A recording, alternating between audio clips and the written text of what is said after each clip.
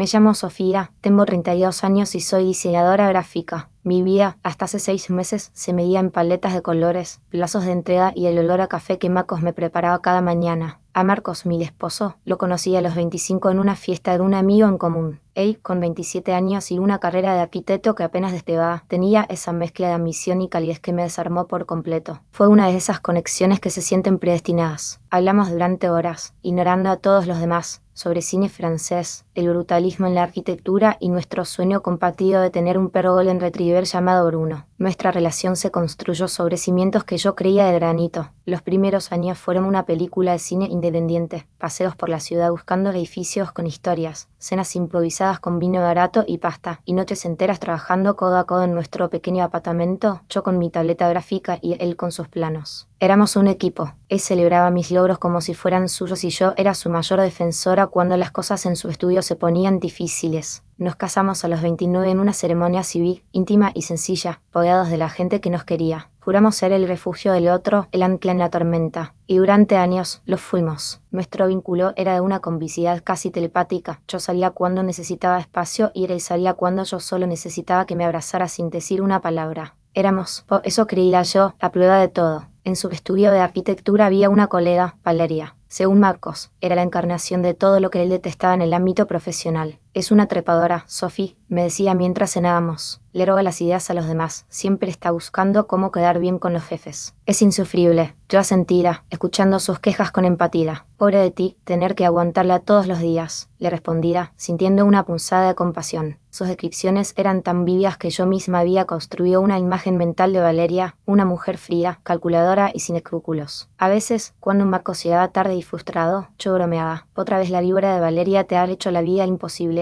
Él sonreía con cansancio y me besaba la frente. Por suerte te tengo a ti, que eres mi paz. Y yo le creía ciegamente. El conflicto no llegó como un trueno, sino como un susurro en una habitación silenciosa. Fue un martes por la tarde. Marcos se había duchado y había dejado su ordenador portátil abierto en la mesa del salón, algo inusual en él, que él era extremadamente celoso de su privacidad. Iba a cerrarlo cuando una notificación de chat apareció en la esquina de la pantalla. El nombre era Val. Mi corazón dio un vuelco irracional. Asterisco al asterisco, de Valeria. El mensaje era corto, pensando en la noche. Ojalá se repita pronto. Sentí una náusea fría recorrerme el cuerpo. Era como si el suelo bajo mis pies se hubiera convertido en arenas movedizas. Durante unos segundos, me quedé paralizada, mirando la pantalla. Mi mente racional intentaba buscar explicaciones lógicas. Podía ser un malentendido. Quizás se refería a una reunión de trabajo que había salido bien. Quizás Val era otra persona. Pero mi intuición, esa voz subterránea que a menudo ignoramos, me gritaba que algo estaba terriblemente mal. Con los dedos temblorosos, moví el cursor.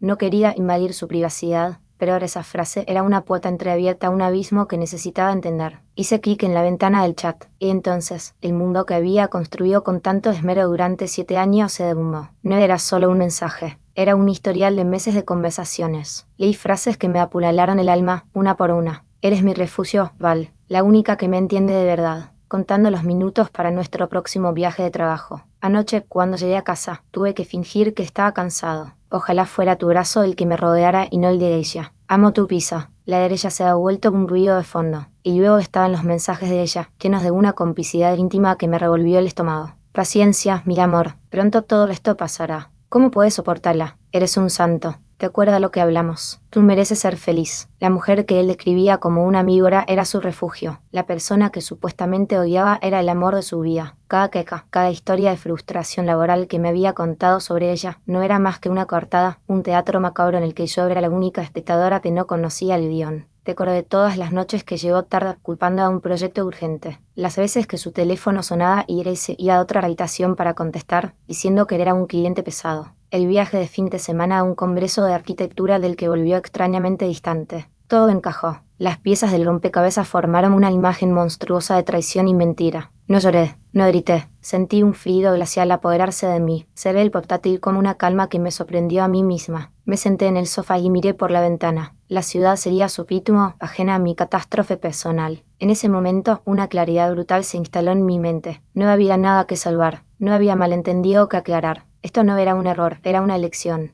Marcos había elegido construir una vía paralela, y en esa vía, yo era el obstáculo, el ruido de fondo. Mi proceso interno fue rápido y desolador. El dolor era agudo, una herida abierta en el centro de mi pecho, pero debajo de ese dolor había una capa de acero que no sabía que poseía. La Sofía que habría suplicado una explicación, la que habría llorado y pedido que la eligieran a ella, murió en ese sofá. La que quedó era una mujer que se dio cuenta de que la única lección que importaba ahora era la suya. Cuando Marcos volvió a casa esa noche, yo estaba sentada en el mismo lugar. Me vio y sonrió, ajeno a todo. «Hola, es mi vida. ¿Qué tal el día?», dijo mientras se acercaba para besarme. Me aparté sutilmente. «Marcos, tenemos que hablar». Su sonrisa se desvaneció, reemplazada por una expresión de cautela. «¿Qué pasa? ¿Estás bien?» «He visto tus mensajes con Valeria», dije con la voz firme, sin un atizo de temblor. Su rostro palideció. Vi el pánico en sus ojos, seguido de un destello de ira. La metamorfosis del culpable acorralado. «¿Qué? ¿Has estado revisando mis cosas?» «Sofía, no puedes hacer eso. Es una invasión de la privacidad». Intentó darle la vuelta a la situación, convertirme a mí en la villana. No caí en la trampa. No cambies de tema. No se trata de cómo lo descubrí, sino de lo que descubrí. Quiero que me digas la verdad. ¿Ese cuándo?» Se pasó las manos por el pelo, un gesto de frustración que yo antes habría interpretado como estrés laboral. Ahora veía la manipulación en él. «Sophie, no es lo que parece. Es complicado. Ella y yo solo hablamos. El trabajo es muy estresante. Le dices a todas las compañeras con las que solo hablas que ojalá fueran sus brazos los que te rodearan por la noche». Le interrumpí, citando sus propias palabras. El impacto de la frase le dio de lleno. Se quedó sin argumentos. La negación dio paso a una patética justificación. «Estábamos pasando por un mal momento, me sentía solo». «No, Marcos», dije, poniéndome de pie. Sentía una fuerza extraña, una dignidad inquebrantable. «Tú no estabas solo.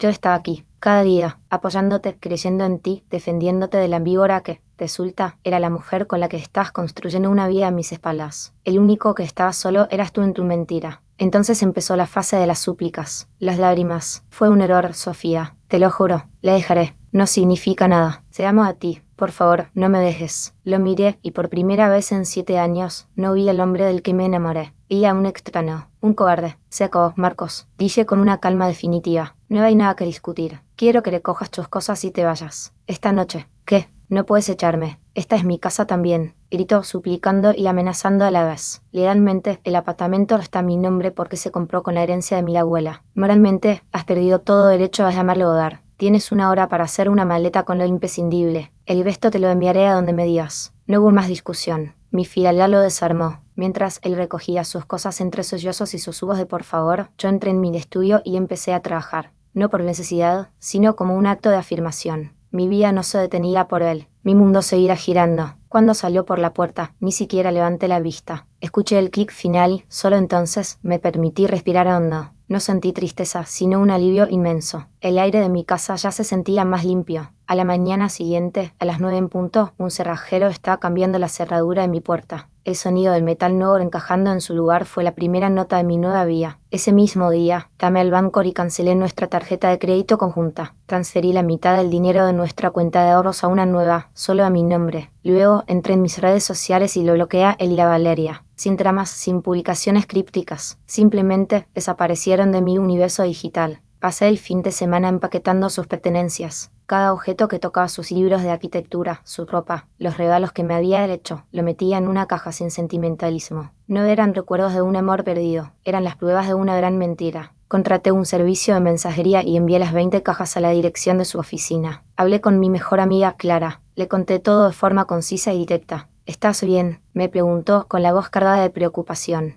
«Voy a estarlo», le respondí. «De hecho, creo que ya lo estoy. Es extraño. Duele, pero es como una herida limpia. Sé exactamente lo que tengo que hacer para curarla». Las semanas siguientes fueron un proceso de recuperación activa. Me deshice de la cama que compartíamos y compré una nueva. Organicé los muebles de salón. Vendí el coche que compramos juntos y con el dinero me apunté a un curso de cerámica que siempre había querido hacer. Cada acción era un paso para reclamar mi espacio, mi vida, mi identidad. Claro que hubo momentos de debilidad. Noches en las que el silencio de la casa era ensordecedor. Días en los que un olor o una canción me recordaban el nosotros que ya no existía. Pero en lugar de hundirme en la nostalgia, me obligaba a recordar los mensajes. Recordaba la frase ruido de fondo, y la rabia se convertía en combustible. La tristeza se transformaba en determinación. 3 meses después, estaba tomando un café con un cliente en una terraza del centro, hablando de trabajo, de nuevos proyectos, sintiéndome viva y dueña de mi futuro. En la mesa del lado, una pareja discutía en voz baja. Él le suplicaba algo, ella negaba con la cabeza, con los ojos llenos de lágrimas pero la mandíbula firme. Me reconocí en ella, y sentí una oleada de sororidad y orgullo. Estamos en todas partes, las mujeres que decidimos no conformarnos, las que elegimos nuestra dignidad por encima de un amor que nos traiciona. 6 meses después del día en que todo se rompió, adopté un cachorro de Golden Retriever. Lo llamé Bruno. Verlo correr por el apartamento, ahora luminoso y lleno de mis cosas, llenaba todos los vacíos. Una tarde, mientras paseaba a Bruno por el parque, recibí un mensaje de un antiguo colega de la universidad,